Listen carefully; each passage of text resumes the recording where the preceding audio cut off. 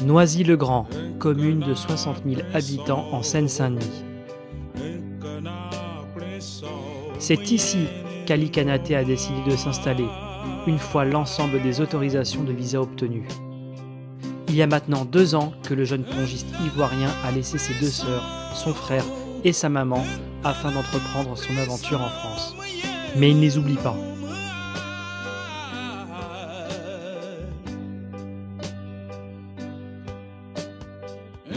Ali, comment ça va? Je vais très bien. On prépare les Jeux de la francophonie qui auront lieu bientôt à Abidjan, en Côte d'Ivoire, dans quelques jours. Donc, je le prépare, quoi. Alors Abidjan, tu y allais il y a quelques mois, au mois de décembre dernier? Tout à fait. J'ai été à Abidjan au mois de décembre. J'ai fait 1 mois, je suis allé voir la famille, les anciens camarades. J'ai fait une visite aussi des clubs de tennis de table en Côte d'Ivoire et c'était vraiment génial. Bon, qu'est-ce que ça t'a fait de revoir la famille? Ému? C'est ma foi, j'étais vraiment ému parce que après avoir fait 2 ans ici sans voir la famille, et c'est toujours un plaisir de revoir la mère, les frères et sœurs, les amis d'enfance. Et c'était vraiment cool. Maman, qu'est-ce que tu cuisines? On apprend des cuisines de poisson. Ouais. Avec un peu d'artichaut. Ah bon, hein? Ah ok. Ah ok, il n'y a pas de souci. On va bien manger ce soir. Mais parle à la caméra. Qu'est-ce que tu cuisines? Parle à la caméra. Regarde la caméra, maman. Tu cuisines quoi? Je cuisine. Regarde la caméra. Je suis en train de griller du poisson. Ouais. Avec un peu d'artichaut. Ah ok. Et c'est mon plan préféré, c'est ça? Oui, c'est ce que tu aimes beaucoup. Ok, il n'y a pas de souci. Ma mère qui prépare toujours. Elle prépare très bien, je peux vous le confirmer.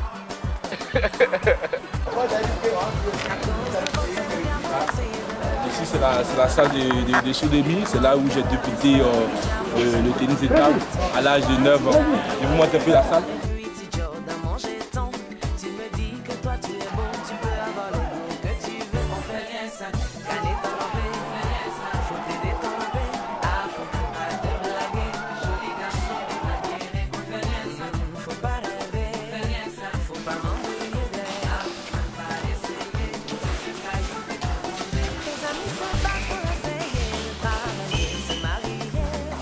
Alors le Terraflex n'est pas encore installé? Non, pas encore. Vous allez le constater dans la vidéo, pas encore, c'est encore le sol, mais ça va venir progressivement, il n'y a pas de problème. Mais ça reste quand même des bonnes conditions, en tout cas pour un club en Afrique, des bonnes conditions de jeu. Non, pas forcément, pas forcément.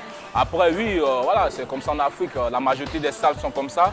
Mais quand tu quittes dans ces conditions et que tu viens en Europe ou tu vas ailleurs, et que voilà, il y a des Terraflex, il y a tout, ça te donne encore envie de jouer et voilà, c'est ce qui fait la force des Africains en fait. Papa François Cognon. Abidjan c'est baignon nignon yo so. Nyon sonzra yo, nyon so lebe ya dom la tole. Asale ya zonkale. En forme? Bon, on va au boulot hein. On va au boulot. Tu as vu le logo? T'enchaînes ping-pong? Voilà, ping-pong, après travail. Et après, on va se reposer pour demain. Ouais. Donc, c'est ça quoi, c'est pas facile, mais on fait avec. Ça commence à faire un petit bail maintenant que tu as commencé à travailler dans le milieu aéroportuaire à Paris? Ouais, tout à fait. Comme vous le constatez là, voilà, c'est ma boîte, c'est le nom de ma boîte qui va me sponsoriser pour les Jeux de la francophonie. Et ça fait maintenant 2 ans que je travaille là-bas et tout se passe à merveille. Bon. C'est quoi le plus difficile dans tous les jours, te lever? Au boulot? Ouais. Oh, le plus difficile, c'est toujours voilà, c'est de combiner le tennis de table avec le travail. C'est vraiment difficile parce qu'il faut s'entraîner et ensuite faire le travail.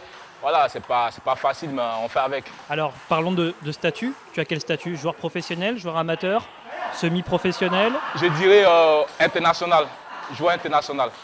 Parce que professionnel, je ne vis pas du tennis de table. Et amateur aussi, voilà, un amateur ne peut pas faire des compétitions internationales au nom d'un pays.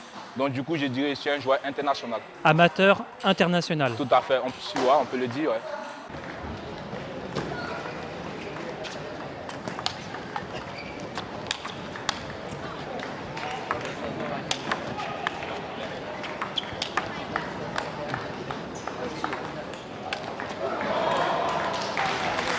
Alors, qu'est-ce que ça te fait de participer au championnat du monde en tant qu'amateur international? Ouais. Au championnat du monde, c'est vraiment un grand plaisir. Le fait de voir tous ces grands champions, les Chinois, etc., tout ça.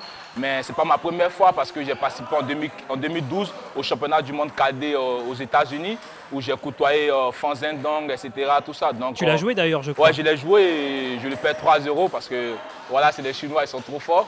Et voilà quoi, et vraiment c'est vraiment un plaisir, c'est toujours agréable de voir des grands joueurs comme Timo Boll, Ma Long, les voir en vrai, c'est génial. Alors quand on va au championnat du monde, c'est pour participer ou tu as l'intention quand même de gagner des matchs quand on participe au championnat du monde? Pour ma part, je vais quand même pour participer, il va me faire plaisir, mais tout en essayant de gagner quelques matchs. Et c'est ce que j'ai pu faire au championnat du monde. J'étais dans la poule d'un Sri Lankais et un Chinois taïpien. Et je gagne mon match qu'il fallait gagner et je paie le Chinois. Et le Chinois, après, il bat le numéro 16 mondial et le numéro 53 mondial. Donc je pense que je fais, sur 2 matchs, je gagne un match, je fais un match. Je pense qu'il a fait une très belle compétition. Durant ces championnats du monde à Düsseldorf, un jeune japonais de 14 ans, Harimoto Tomokazu, a créé la sensation en atteignant les quarts de finale. Il est actuellement 18e joueur mondial. Ah, c'est incroyable parce que je pense qu'avant lui, personne n'a fait ce résultat et je pense que voilà, c'est une chance de concurrencer les Chinois qui dominent la scène internationale depuis plusieurs années maintenant. Et pour toi, c'est pas trop dur de voir un petit comme ça? Non, c'est pas trop dur, ça va. On fait avec, on encourage et on espère qu'il va devenir champion du monde. Il y a tout juste 2 mois, l'équipe première de Noisy-le-Grand a terminé première de sa poule et accède à la pré-nationale. Une étape pour Ali qui souhaite atteindre la Nationale 2 dans un bref délai.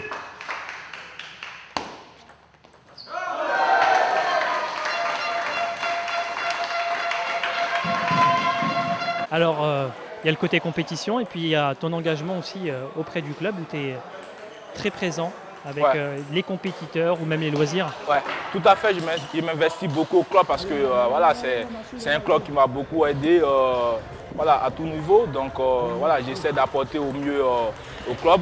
Et là, en ce moment, je fais un peu de relance, j'essaie de relancer les jeunes espoirs du club.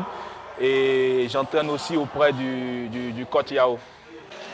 Alors il y a quelque chose qui ne doit pas te laisser indifférent puisque ça fait maintenant 2 ans que tu es en France.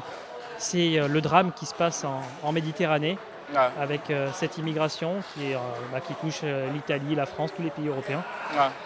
Qu'est-ce que tu en penses toi? Oh, moi je pense que c'est triste et c'est pitoyable de voir des Africains qui veulent venir en Europe, qui pensent que l'Europe c'est l'Eldorado.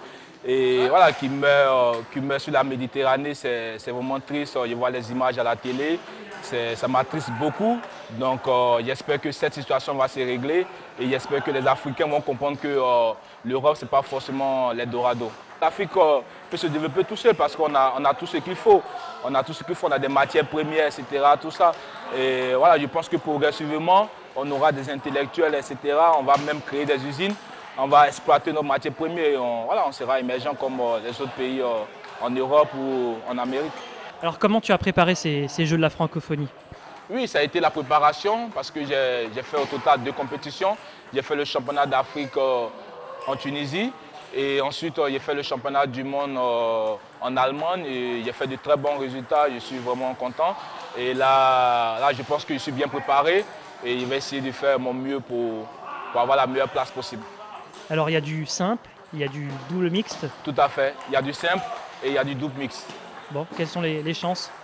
En simple, je pense que j'ai des chances d'arriver loin dans la compétition parce que je me prépare à ça. Et en double mixte, ça sera très très difficile parce que au niveau filles, la Côte d'Ivoire n'a pas des filles qui ont un très bon niveau. Et la famille, elle va venir te voir, te supporter? Bien sûr, toute la famille sera là, ce sera mon fan club numéro 1. Donc voilà, à moi de me donner à fond. Et Abidjan Télé, est-ce qu'ils vont se déplacer? Pas Abidjan Télé, RTI, la radio-télévision ivoirienne. Alors ta première vidéo qu'on a fait ensemble, elle a fait sensation. Tout à fait, elle a fait sensation parce que grâce à la vidéo, il y a plein de personnes qui m'ont reconnu dans les compétitions, etc. Et c'est vraiment cool et merci Alessi. Bon, t'as pu avoir un peu plus de succès avec les filles du coup? Pardon? T'as pu avoir un peu plus de succès ou pas? Non, Reprendre quoi? Tu veux la refaire? ouais, vas-y. Est-ce que du coup avec cette vidéo tu as eu un peu plus de succès avec les demoiselles? Avec les demoiselles, je dirais... Non, je sais pas. T'as toujours l'objectif de te marier, d'avoir des enfants? Oui, bien sûr, mais ça c'est de l'avenir, on verra. Et l'avenir c'est quand? C'est demain. À demain? Ouais, demain c'est l'avenir. Bon, Ouais, on refait une vidéo alors. ouais, y a pas de problème. Ok, merci Ali. Ouais. Merci Alexis. À bientôt. À bientôt. Et bonne compétition. Merci. Tu nous tiens au courant? Merci, y a pas de souci. Je t'enverrai les résultats. Ciao.